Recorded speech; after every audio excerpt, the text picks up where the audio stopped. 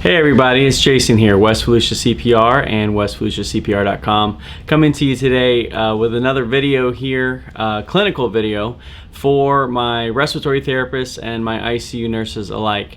Izzy, a nurse who I work with in CVICU, suggested on one of our YouTube videos, particularly our one about arterial blood gases, hey, why don't you do a little video discussion on ventilator modes?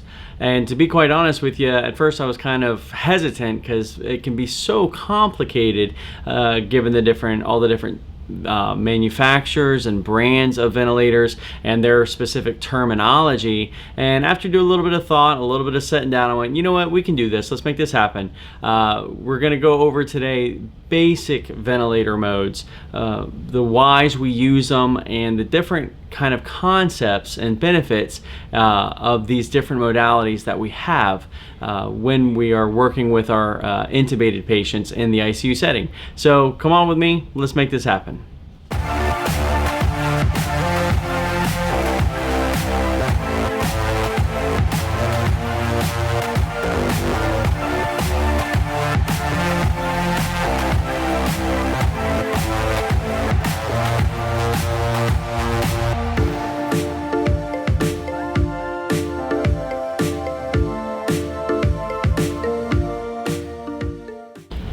Alright, so here we are, ventilator mode basics, making sense of it all. First and foremost, basic modes of mechanical ventilation can easily be broken down into three different modes. The first one, you'll see on your ventilator will say AC. Another mode, SIMV. And lastly, PSV. Now these are just basic modes of ventilation. All of this can get much more advanced. We're just going to keep it simple. What does AC stand for? It stands for assisted controlled ventilation. SIMV is a tongue twister, synchronized intermittent mandatory ventilation. And last but not least, pressure support ventilation. So what do you get with each one of these? What do we use them for? With assisted controlled ventilation, this is where we require maximum support of ventilations for an individual. That's about all I can say. Maximum support. This is a mode where if the patient begins to even take a spontaneous breath, the instant the ventilator picks up on that trigger, picks up on that pull by the patient, that negative inspiratory force, the ventilator will then take over and do all the work and push the breath the rest of the way in. Conversely, if the patient is very heavily sedated or chemically paralyzed, then they won't take any breath and the ventilator will still deliver a minimum set number of breaths per minute. And because of this mode and the fact that it is, again, it's either going to assist or it's going to control, there's very little inspiratory effort by the patient. And as a side effect of it, over the long term, this isn't a very good mode to be in. You want to be out of it as quickly as you can because it really results in significant atrophy and weakness of the respiratory system of the muscles, both the diaphragm and the intercostal muscles. The other mode, synchronized intermittent mandatory ventilation. This is a great mode. It's been around for a little bit, but not as long as ventilators have been around. It's kind of a combination or hybrid mode where it allows for the patient to take spontaneous breaths and it won't push the air in per se, not like assisted controlled ventilation does. There is a set pressure support to help overcome resistance, airway resistance, endotracheal tube resistance, but the patient is still responsible for the pull. They're still responsible for the entire effort. The ventilator will only provide any kind of quote-unquote controlled ventilation if the individual isn't taking breaths at all, or if they aren't taking deep enough breaths or frequent enough breaths. So a person can be breathing faster than the set rate, but if they're breathing extremely shallow, the ventilator will give them a fair chance to take a deeper breath, and if not, will give them a deeper breath in order to obtain the same minute volumes. But nonetheless, the person is responsible in general for taking all of their own breaths. And then last, we have pressure support ventilation. This is really ultimately BiPAP or CPAP with an endotracheal tube based off your pressure settings. There's no set rate goal for the patient, there is a minimum or an apneic emergency. So your person on a vent still will be protected in the fact that they're going to get breaths, but usually it'll let them go up to 30 seconds without a breath, and then it will set off an alarm and will start giving them apneic breaths. So this one is for your person who is awake, who is trying to come off a ventilator, and it's usually one of our final settings before we do our blood gases and our mechanics.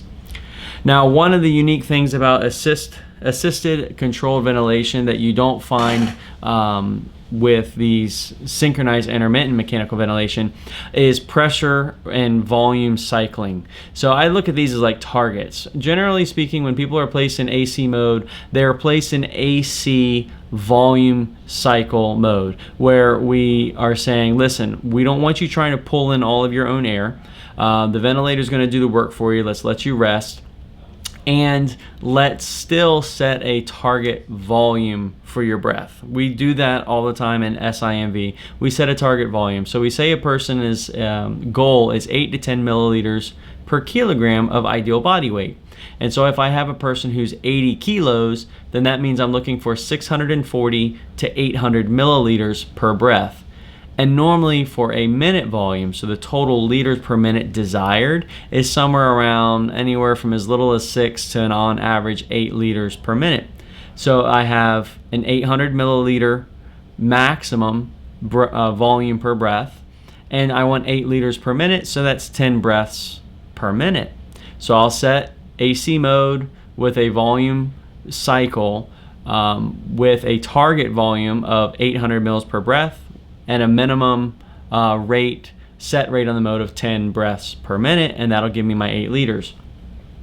The thing about doing volume control is your ventilator will attempt to give that breath over a predetermined amount of time. Typically, let's say 3 seconds. So my inspiratory time will be 1 second, and my expiratory time will be 2 seconds. So you have to be careful that as your ventilator tries to give 800 milliliters of air into a person over 1 second, that you're not hitting your peak inspiratory pressure limits. Peak inspiratory pressure is something that is a measurement of force or resistance that the ventilator measures as the breath goes in. And if that pressure is too high, you can damage lung tissue. So you do have to be careful in volume cycling that you're monitoring those peak pressures. And over time, depending on why your person is intubated or got intubated, maybe their lung tissue becomes a little less compliant, less flexible, not as soft. And so you start hitting those peak pressures before you hit your target volumes, in which case you switch over to pressure cycle ventilation. This is a great cycling to use when you are not hitting those volumes. And situations you'll find, such as ARDS, acute respiratory distress syndrome, fibrosis, very stiff lung tissue, and severe pulmonary edema are a few instances in which you might choose to use this type of cycling. And what do we do in this? Well, instead of setting a target volume of air to get into the patient, we set a target pressure for the ventilator to deliver air until that pressure is reached. And we pay attention to what our pressures are and whether or not we're hitting our desired target our desired minute volumes. And so we're still paying attention to volume, but now we get to control the pressures and modify those things. Now, we will never go past a certain peak inspiratory pressure, and usually that's somewhere between 35, sometimes I've seen 39 to 40, but those are really dangerous levels. So 35 millimeters of mercury.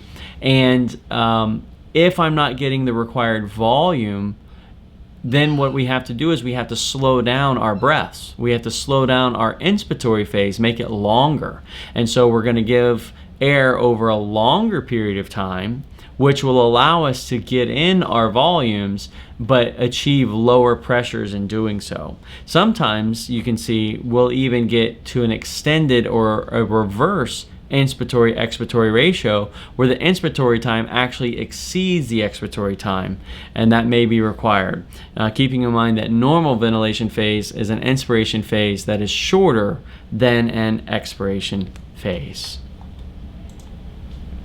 So there you have it, a real basic discussion on different ventilator modes, AC, SIMV, pressure support, and then the subdivisions of volume and pressure cycling. So I hope that this video was helpful and helped clear the mud a little bit, or at least gave you something to think about and you do some research. There's a ton of information out there, but we do hope that it helped to shed some light for when you look at that ventilator and you see the numbers and you see the letters and you see what's going on, you have a little bit better understanding. Remember, your respiratory therapist is your best friend. They are geniuses in this. They are your right hand, your left hand, and sometimes both hands too. So definitely lean on them, reach out to them. If there's any information in here that you found a little bit misguided or a little bit incorrect, feel free to let me know too. I am a nurse, not a therapist. This is the information I found in all of my researching on this topic. And so if there's something that's not quite right, feel free to let me know. I'm always looking to learn myself. But nonetheless, we hope that you enjoyed it. We hope you got something out of it. For this video and other videos, feel free to search us out on YouTube. We are available at West Volusia CPR LLC. We're also having a video vault on our website where we have this. So look for those there. If you have any suggestions, anything else you'd like for us to maybe put together, feel free to email us, admin@westvolusiacpr.com. Other than that, we look forward to hearing from you on our Facebook page, West Volusia CPR on Facebook. So we look forward to hearing from you. You guys have a good one. Stay safe. Bye.